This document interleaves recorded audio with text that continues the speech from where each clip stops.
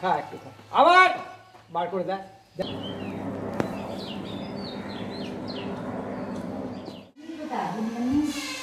সকালবেলায় বলতে হয় তো গুড মর্নিং।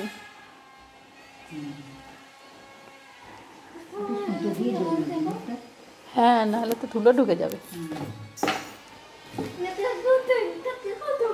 মুখের কাছে ওইটা আছে, ওইটা দিয়ে বাঁধা হবে না? ওগুলো শীতের ইয়েগুলো উপরে তুলবে।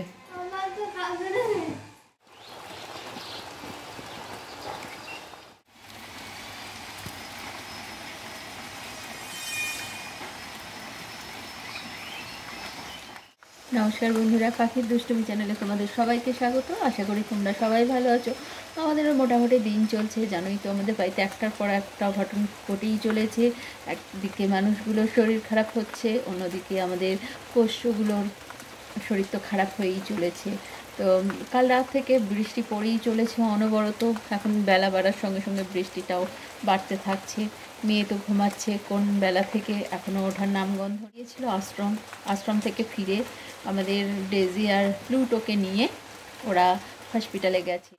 দুদিন আগেই তো আমাদের সব থেকে বড় ছানাটা গাবলু ও আমাদের ছেড়ে চলে গেছে। বাবা অনেক চেষ্টা করলো ওকে বাঁচানোর, দুবেলা ইঞ্জেকশান চললো, বাবা মা অনবরত ওকে ওআরএস খাইয়ে গেছে, ভাত চটকিয়ে লিকুইড করে খাইয়ে গেছে, কিন্তু শেষ রক্ষা আর হলো না। এদিকে লুসিও অনেকটা সুস্থ হয়েছে নীলুদের বাড়িতে, আর আমাদের বাড়িতে ডেজিও আক্রান্ত আর প্লুটোও আক্রান্ত। ডেজিকে কাল হসপিটাল নিয়ে গিয়েছিলো, সঙ্গে প্লুটোকেও নিয়ে গিয়েছিলো। প্লুটো যদিও সুস্থ ছিল, কিন্তু ওখানে বলেছে প্লুটোকে এই মুহূর্তে ট্রিটমেন্ট চালু করার কিছু নেই, ওকে আলাদা রাখতে। আলাদা রেখেছিল, আলাদা রাখলেও কী হবে, সবগুলো একে একে চলে গেছে, তাই ওরা দুজনকে ছেড়ে আলাদা থাকছেও না। দুজনকে আলাদা জায়গায় বেঁধে রাখা হলো যাতে এক জায়গায় না হতে পারে। তার জন্য এত কান্নাকাটি করছে দুটোতেই। সে কি করবে, শেষ পর্যন্ত রাত্রে দুজনকে একসাথে ছেড়েই দিল। সকালে উঠে প্লুটোও সেই আক্রান্ত হয়েছে একই সমস্যায়। প্রথম লক্ষণটা হচ্ছে খাচ্ছে না, খাবার দিলেও কোনো খাবারই মুখে তুলছে না।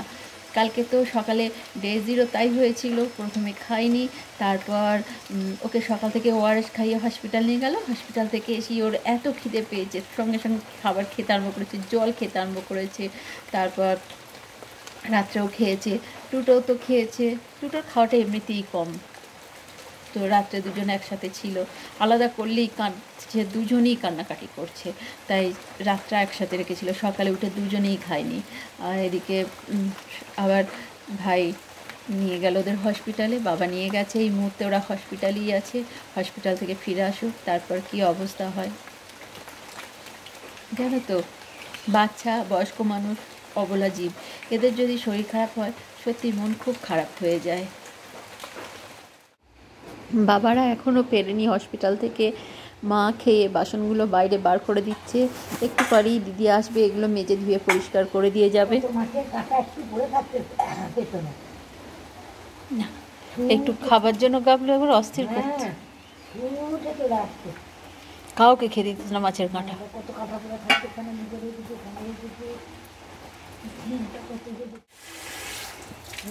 বুঝছো না, খাইতে কি ভিজে গেছে বাবা, তাকে কানেতে ভাইকে ওষুধটা দিয়ে এলাম, তারপরে ঘি খুব ভিজে এলাম, আমি করবার আগে ভিজেছি আবার তাকে তো খাওয়াতে খাবে।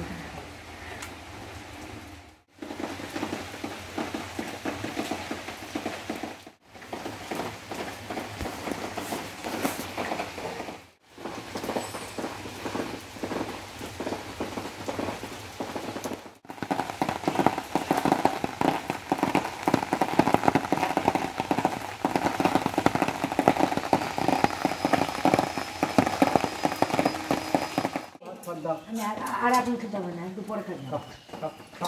শোনা, আমার কোলে আবার ওরম করে না, কথা শুনতে হয়, খেতে হবে, নইলে বস বস বস বস বস ভাই খেপাচ্ছে আমার মুখে হসপিটাল থেকে ফিরে বাবা ওদের ভাত খাইয়ে দিচ্ছে, বলেছে সুস্থ হয়ে যাবে। খা একটু খা, আবার বার করে দেয়। দেখ ভালো, দেখ আমার লুঙ্গিতে ভাতগুলো ফেললি। আরে একটু পুরি পুরি খেয়ে নে, বাকি অদক পালাচ্ছে। এই কি করি, পায়খানা করবি না তো? পায়খানা করলে করে আসতে হবে। আয় ওই ইস্যু করে এলো। হ্যাঁ, না, ওই যে নেমে হিসু করে দিই। আমি করছি এ খাবার জন্য করছে দেখো। খা, এখনো খাবে। ও পালাচ্ছে কোথায়? ওদিকে যাচ্ছে। চারদিক ঘোরাফেরা করতে গিয়ে মেয়ের দিকে বেশি নজর দেওয়া হচ্ছে না। আর জানো তো, মেয়ে 24 ঘন্টায় বই নিয়ে বসে থাকছে, একটু করে শুচ্ছে, একটু করে পড়ছে, আর রাত্রিতেও জেগে জেগে বই ঘাঁটছে। তো আজ এই পর্যন্তই, পরের ব্লগে আবার দেখা হচ্ছে। তোমরা সবাই ভালো থেকো।